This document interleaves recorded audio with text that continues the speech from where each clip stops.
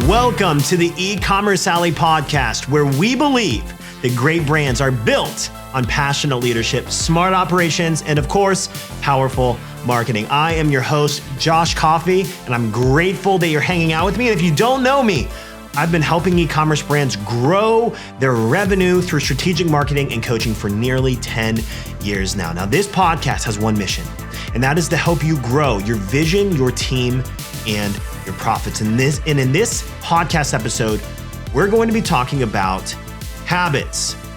Some of us love habits. Some of us don't like to think about habits, but regardless of what you think, you have them.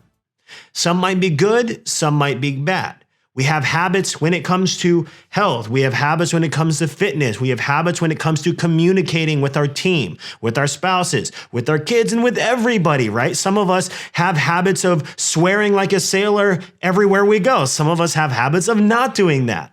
And so while some habits might be good, or you might deem good and you might deem bad, no matter what, you have them. And so what I want to talk about regarding habits in this podcast is the habits I see of the most successful marketers in my experience. And now these are my observations from the last 10 years.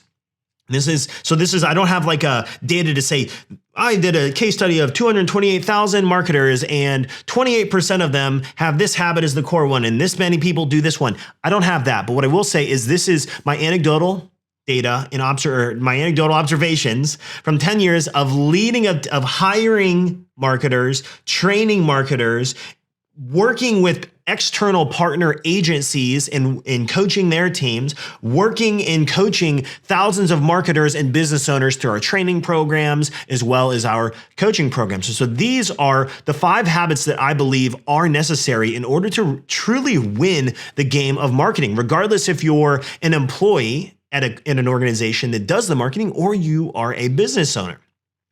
And as far as business owner goes, I believe that every business owner, at least all the most successful ones I've met, they have mastered these 5 habits at some point. Now, they may not be the person writing all the copy right now, or they may not be managing their ads or scheduling emails and social and SMS or doing things like that, but they sure as heck understand the messaging. They understand their customer pain points. They understand what sales channels perform the best, the breakdown of the revenue from those sales channels, the ROI of those sales channels. They understand their branding, etc. So these are habits that those business owners that I have seen, and even those marketers, truly have. Like the people that come onto our team that we work with, I can tell this person is really going to fit into this role and really win based on the habits and how quickly they can acquire them. Now, you may have some of these at a certain threshold or a certain level. You might say, hey, I have this habit and I do this really, really well.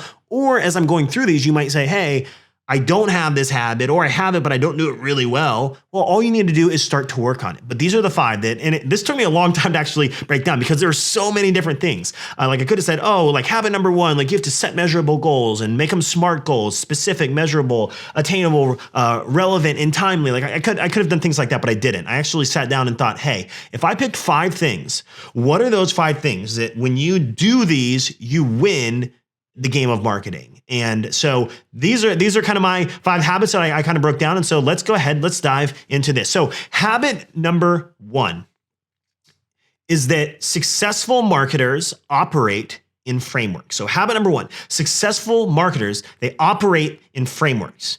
I remember when I first started my entrepreneurial journey, and I read the book, probably in year 2 of business, I read this book called The E-Myth by Michael Gerber.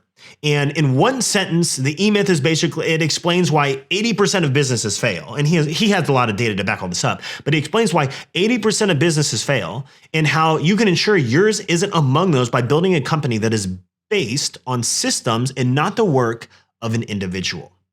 And so I remember reading this book, and maybe you've read this book. If you haven't, go read it. It's a fantastic book. And so I remember reading this book like year 2 in business. And I'm like, oh, this is amazing. Like, absolutely. I need systems. I need procedures. I need frameworks to operate within of our business. It's going to allow us to scale and build a team, and not everything is going to be relying on me. And it was all great. It was all inspirational, and I was really excited, but I never really implemented it. And part of the reason was I'm really good at reading, and I love reading, and I'm kind of a reading addict. And so I remember I was reading at the time like 20 something books a year. And so I read that book, really great, and I moved on. I didn't actually take the time to implement it. And for years and years, we struggled because I I became this ceiling within our business. Everything would come up and everything would bottleneck in me because I had the final puzzle piece to so many aspects of our business. I needed to provide feedback. I had to provide direction. I had to provide strategy. And I didn't have the frameworks for my team to operate within so that I could continue to lead and grow the business. And so for years and years and years, I struggled with that. And to be really honest, it was only not that long ago that I decided I have to change. If we want to grow, I have been the lid. I have been the ceiling of our growth because everything is bottlenecking, not just in marketing, but in other aspects too. But we don't have frameworks to operate within. It was like every time we would have to create campaign strategy or campaigns, it's like Josh had to be the one to do absolutely everything. I had to be the one coming up with email strategy and writing email copy or reviewing the email copy and scheduling. And we didn't have all these frameworks to operate within.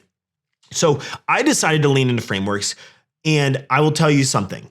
Wow, changed my life. Not only have I alleviated a lot of this work, but I've been able to now be focused, and our team has this autonomy to operate within these marketing frameworks, as well as myself, because I am still involved in our team's marketing. I have my hands on a lot of things. I don't do everything. Like I don't go schedule out all the emails. I don't schedule out podcasts. I don't write podcast descriptions. I don't do all of that because we have frameworks that our team has the autonomy and the ability to work within. But there are things that I still operate within because I don't know too many business owners. I don't know about you, but I don't know too many business owners that are wildly successful that I've met that don't have frameworks that they operate within and their team operates within different sections of their business. And marketing is one that you have to have that. And so here's how I kind of like to look at marketing frameworks. I like to think of it as like each framework is like the literal framing of a house. So you have your Facebook advertising framed house. You have your social media, your Instagram framed house. You have your email, your SMS. You have your Google ads. And by the way, I don't recommend you go do absolutely everything at once, but I'm just giving you the idea here. So every single marketing or sales channel is what I would consider a framework that you have to operate within for that particular channel. And so I like to think of a framework as the literal framing of a house. You know, you have a shell to work within because that ensures stability.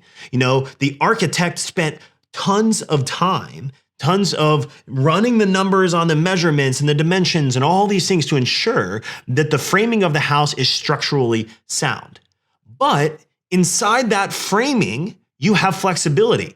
Do I want to have 1/2 inch drywall, 3/4 inch drywall? Do I want to have tile floors? Do I want to have grouted real tile floors? Do I want to have vinyl? Do I want to have wood floors? What kind of paint do I want to put on the walls? What kind of fixtures? What kind of appliances? Do I want a farmhouse sink or do I want one of those, just a standard chrome sink? Like what do I want? So while you could have you have this frame that you could operate within, like literal framing of a house, but what goes inside can change. Same thing with marketing. So while you have the framework for you or your team to operate within for Facebook ads or for email, there's flexibility as far as what kinds of emails you send, what the actual copy of the emails are, when you send those emails, the design of those emails, and things like that. So you have flexibility to work within the framework and make it your own. And that's why I think that every marketing is different for every business, because every business, you could have all these model home, like a condo complex or a housing development area where they all have the exact same framing. But if you go into every single one of those houses, they're all going to have their different nuanced differences. And it's the same thing with business. You know, your marketing campaigns are going to have your edge. They're going to have your voice. You might have a little bit different strategy. And so that's kind of how I like to think of literal frameworks within marketing as different homes. All right. And so every successful business owner and every successful marketer that I've met, they have these processes they follow for each one of those frameworks, depending on what the need is, you know, whether it's social media, email, SMS, Facebook ads, they have that framework that they operate within. And so my advice on this, so if you're like, hey, Josh, like I kind of have frameworks and I kind of don't, or maybe you're like, hey, everything is really ad hoc right now. Like I just start my week and then I just do things as they come up. And if you want my advice, the best way to establish this habit is number one, to create a schedule for those things. Create a schedule for those marketing activities that you do. And then once you have that schedule, you need to build the framework you operate within that schedule. So if you can have a schedule then this is going to allow you to have predictability in what you're doing. And it's not going to feel like you're all over the place and you're constantly in your ads manager and you're constantly sending emails when you can remember and you're constantly trying to come up with social media posting content and then you forget to post it or you don't have any content. So you're like scrounging for content. So the first step that I believe to move toward having that habit of operating in frameworks is schedule time to do your marketing activities. And then as you're doing those, start to develop the framework, start to write out, hey, how do we run these types of campaigns? What are the things I usually do when it comes to this kind of social media post? When we post on Instagram, what types of posts, what times, what days? Like build those high level frameworks. Don't go down to the nitty gritty, like standard operating procedure of, okay, if you're gonna post, you're gonna log into Instagram, you're gonna go to the upper right corner, you're gonna hit the little plus tab, it's gonna drop down it, you're gonna select post. That's too granular. We're talking frameworks, right? And so that's my advice. Even I have this. I have scheduled for the different things that I do. Mondays and Thursdays at 2 p.m. These are days I'm diving into advertising efforts, diving into our advertising campaigns. On Tuesdays at 2, our team meets, we review, we dive into the data of our findings from the day before. To plan new assets, to plan new strategies. On Thursdays at 10:30 a.m., we're filming content, podcasts, ads, trainings for our coaching clients, etc. Friday, I spend 9 to 12 p.m. creating content that our team needs from me. And so a majority of the distribution of all those are done by my team. However, there are still things that I need to deliver from a messaging and from a content standpoint for our marketing machines to be running. And so if you don't have a team that does it, that's completely okay. But schedule time to do those tasks. It's going to help force the habit of operating within frameworks. So that's habit number 1. Habit number 2 that every successful marketer I've ever met has is rigorous patience. For the Ecommerce Alley brand, it took us nearly 6 months to dial in our offer when we really got serious about, let me just say, our Facebook advertising efforts. And that's our core driver of our business. And when we got really, really serious about it, it took us nearly 6 months to dial in just our offer on the front end, meaning what were we presenting to people to purchase from us or download from us in order to convert them into customers efficiently. And it took us nearly 6 months to dial that in, to create that efficiency, that profitability, and that stability. And so it took time just to find out what offer resonated the most. And I can't tell you how many it was. It was probably in the 15 to 20 range of the different types of offers we put on the front end for cold traffic until we cracked the code and we learned, boom, here's our messaging. Here is our entry point. And so it takes time. You have to enact patience. And so, for example, what I actually did, just to give you a real tangible of this. So I opened up our Facebook ads account and I looked at the last 12 months.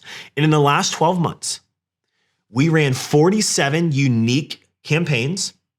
We tested 305 unique ad sets, and we created and assembled 882 unique ads in the last 365 days, which is almost 3 ads a day.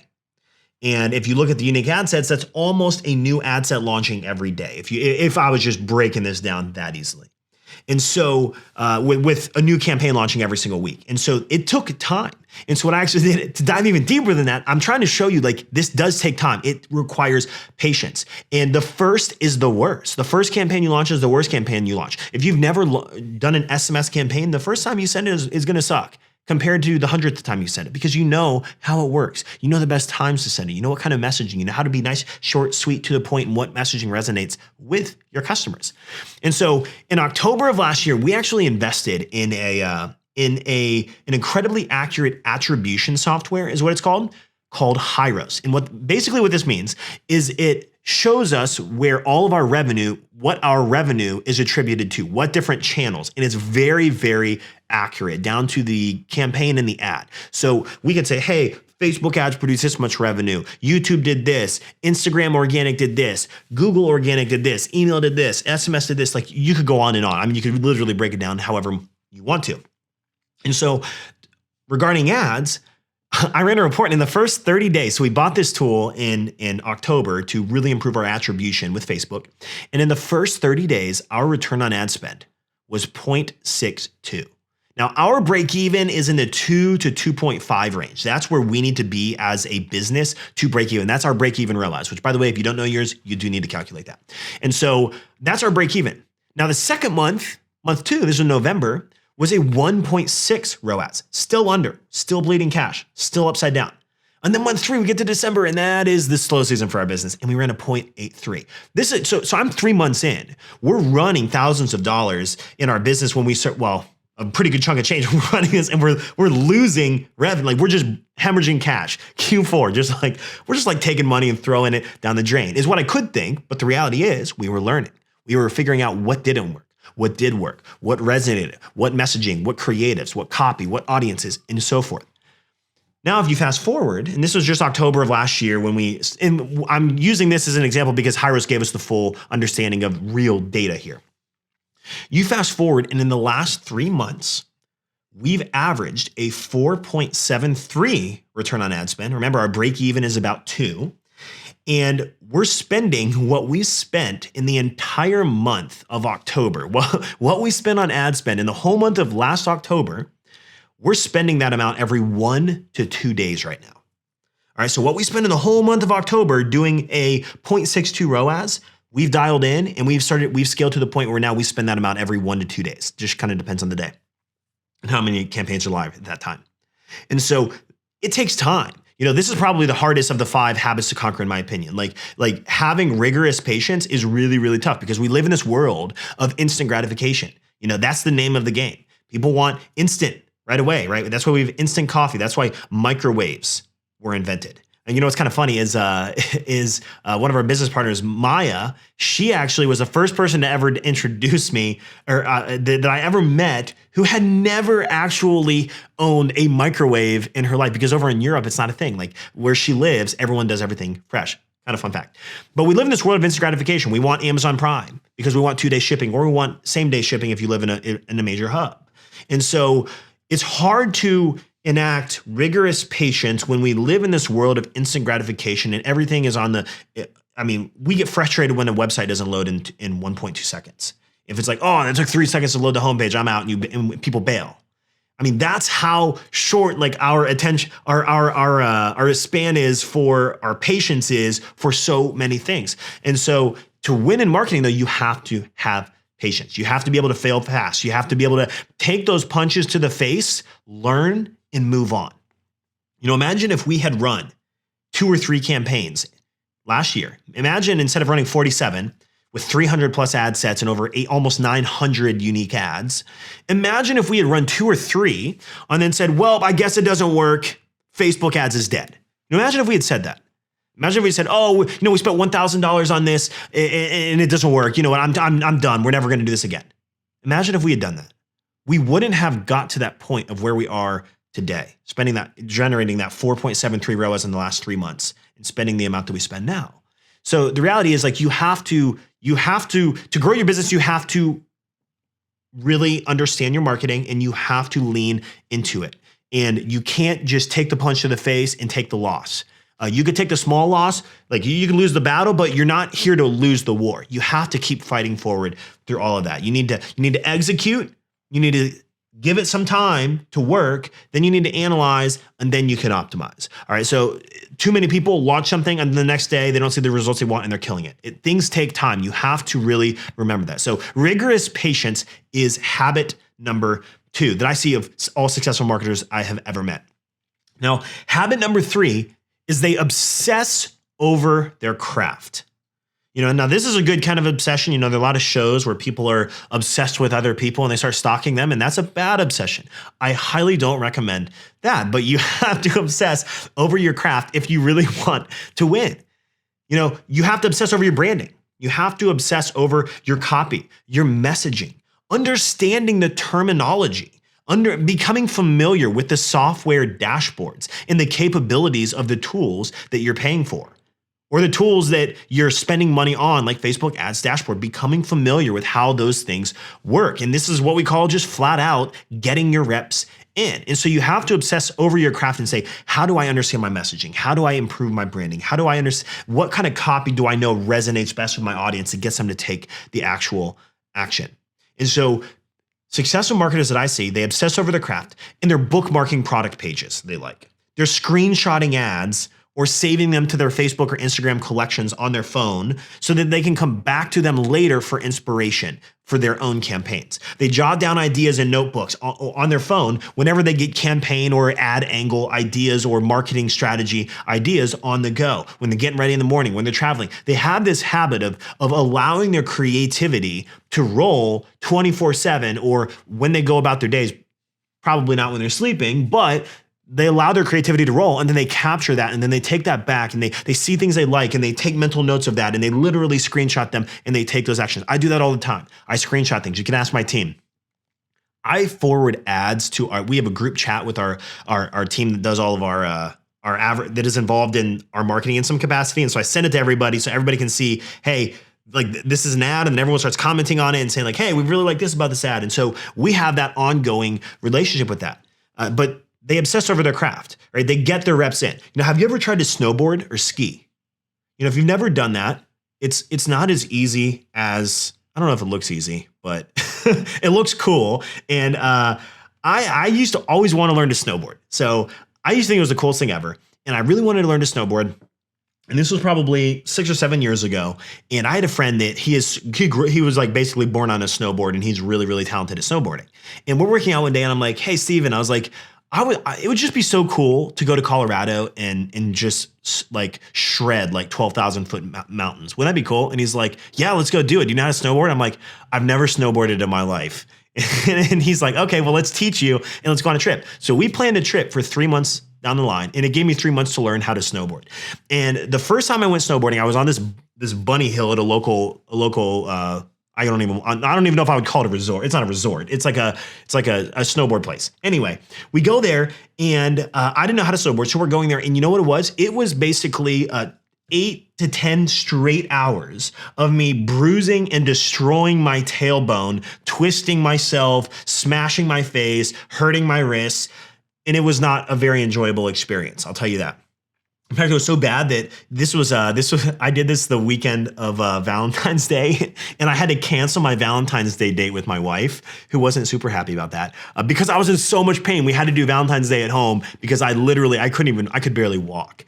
But after going down that hill, taking all those punches to the face, getting those repetitions in, taking all the pain for 10 straight hours, I started to get it. And 3 months later, we're at Breckenridge, we're at Keystone, Colorado, shredding double black diamonds, 14,000 foot mountains.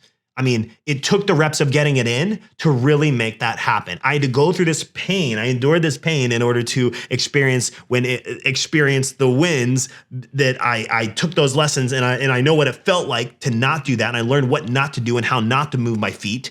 And I took those and I ran with it. When I think of obsessing over the craft, and I'll leave you kind of with this, is when I was in grade school, I remember I had this teacher named Mrs. McGee. I don't remember a lot of my teachers' names, but I remember hers.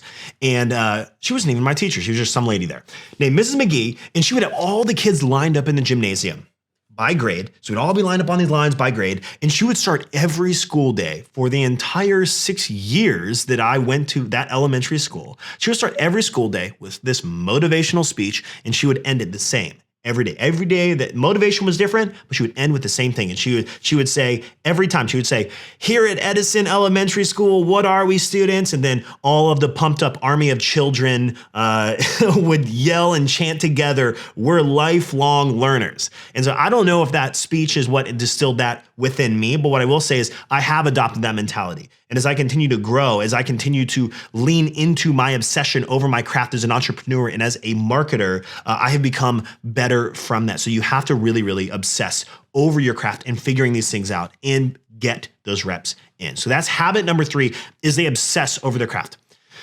Now, habit number 4 is to follow the data. So this is habit number 4 of successful marketers. They all follow the data, not their gut. Marketing is a mathematical equation, not an emotional decision. So I believe it's crucial to remove your personal bias from your marketing, and you let the data tell the story. We all grow up saying, oh, trust your gut, trust your gut.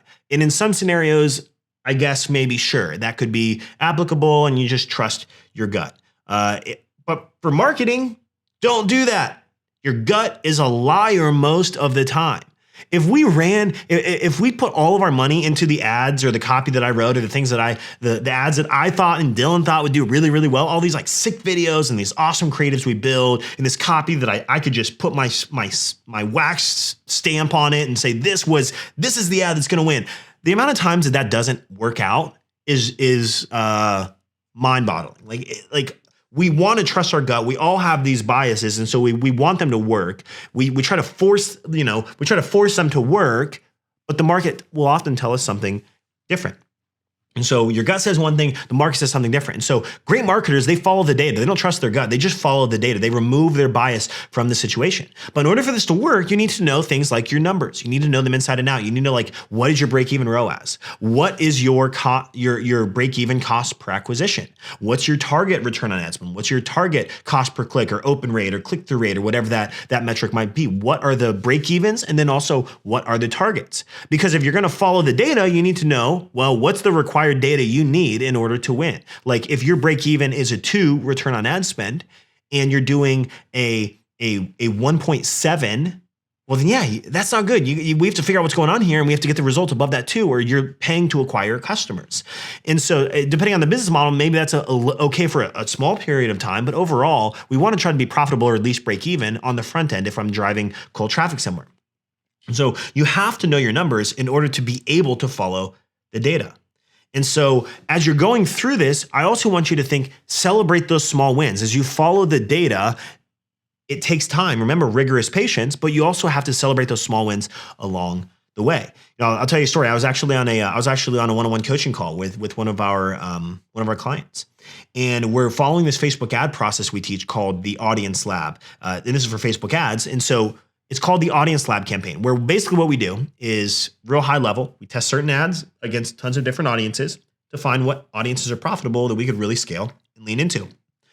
But he launches these campaigns, and then every 2 to 3 days, he was just shutting off the ad sets, which is where we target these audiences. So the ad set has like 4 ads underneath it, and he's just shutting it off on an ad set audience level. So he's shutting off the ad set level because the ad set return on ad spend was sitting at like 0.8, 1.2, 1.6, and his break even that he needs to hit is like a 2.5. So he's under. So from first glance, if I just followed that data and just stopped right there, I would have said, yeah, absolutely, we should shut these off.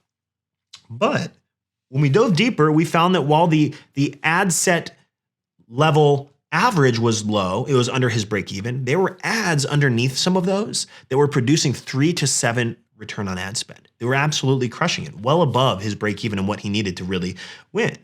And so the problem was, though, he thought it was an audience problem. He really had an ad problem where 1 or 2 of those ads were really, really sucking the life out of it. And it was bringing the average down dramatically, but there were 1 to 2 that were doing really, really fantastic.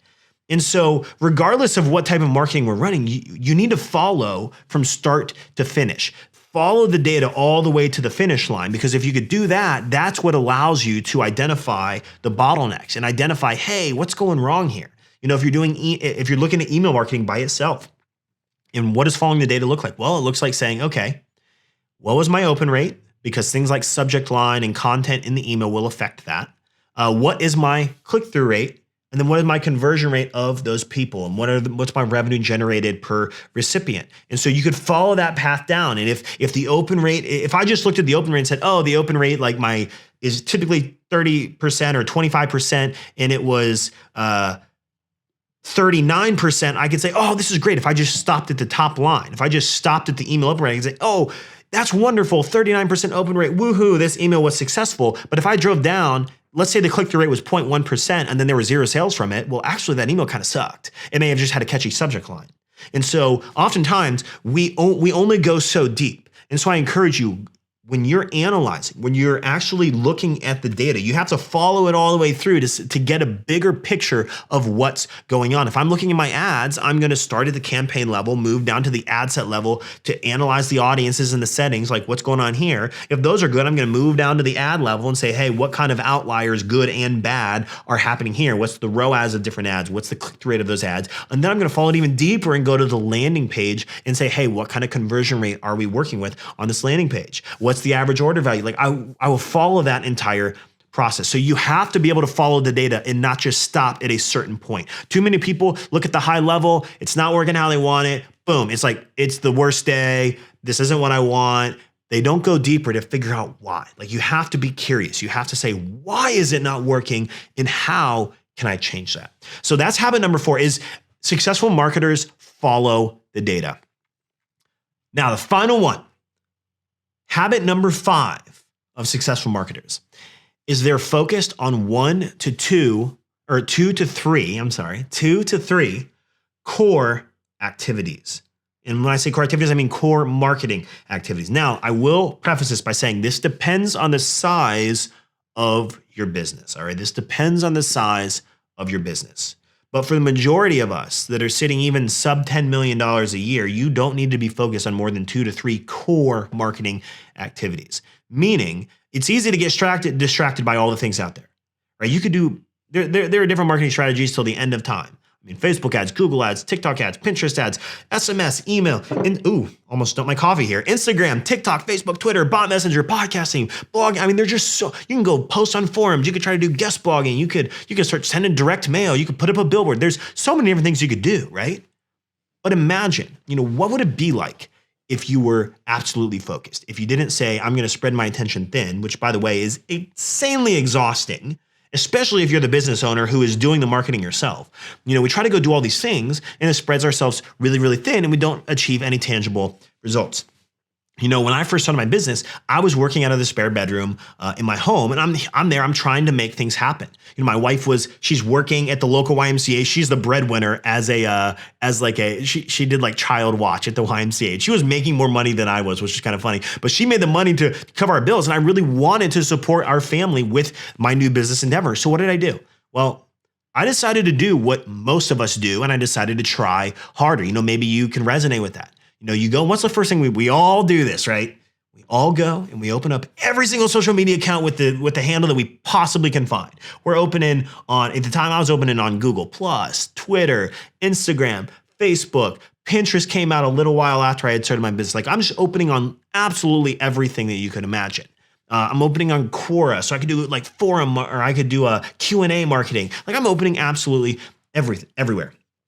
So I open up all these accounts, I create a schedule, I'm investing significant amount of times in our marketing because it was quote unquote free.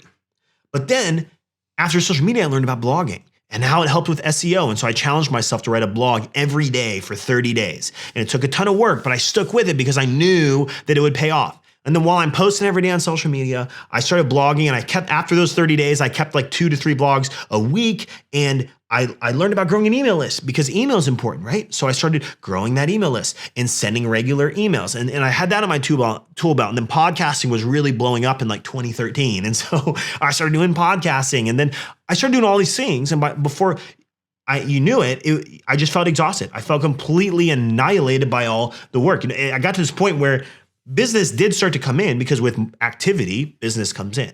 But the challenge was the workload became so great that I couldn't focus on marketing. So I had to then hire people to do that while I tried to focus on the business operations. So we started hiring people. And in our first year of business, there were 2 of us. And then by year 2, we had grown to 300,000 revenue. We had 12 people. We had 3 different offices in like different places. I have no idea why. What a crazy, stupid amount of stupid overhead for no reason anyway. But everything was great from an Instagram standpoint. But the problem was we were completely hemorrhaging cash. Yes, we as marketers, we had all these people doing marketing for us. We're posting 2 to 3 times a day on social media. We're blogging 3 times a week, sometimes 4 times a week. We're sending 2 emails a week. We're doing ads. We're doing all of this stuff. And a memory that is just ingrained, not even ingrained, it's like sealed with like an iron in my mind that I will never forget, is I remember being on vacation with my family. We're in the Outer Banks. I'm on my computer and I pull open our bank account, and it said between our checking and our savings, it had 0 in savings, and we had $1.06 in our checking account. And I had a payroll to run the next day. And we're scrambling. We end up taking out $25,000 in credit. Then over time, we ended up maxing that credit for over 3 months just on labor. And so we ended up having people spending more than 200 hours a month on our marketing. Like, you could just get the how crazy this got, until finally it forced us to say, I have $1.06 in my bank account.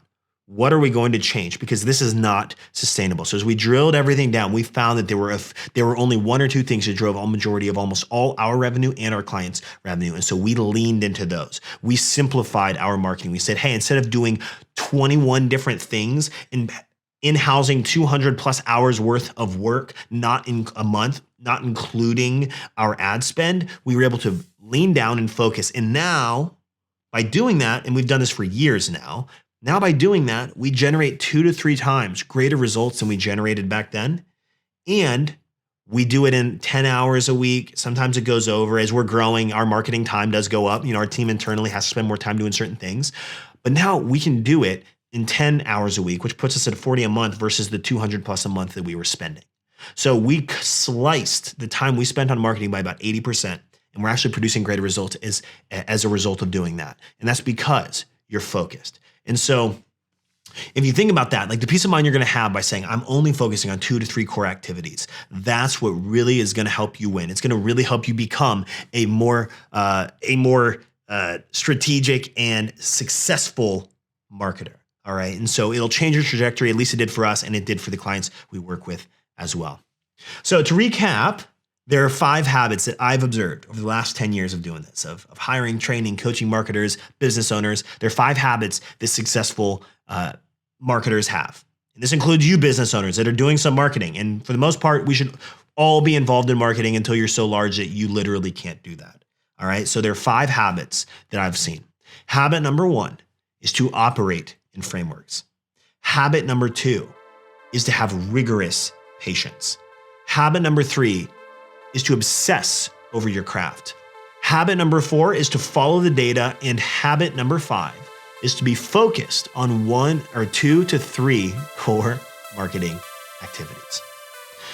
You, my friend, have been listening to the E-Commerce Alley podcast produced by Dylan Counts. And if you want to join our free community of e-commerce leaders and marketers, as well as get exclusive access to weekly live streams and training that we're doing and resources, please join the E-Commerce Alley Facebook group. It's completely free, and you can join it by going to alleypodcast.com/group. So on behalf of my entire team, thank you for being our listener, and stay classy.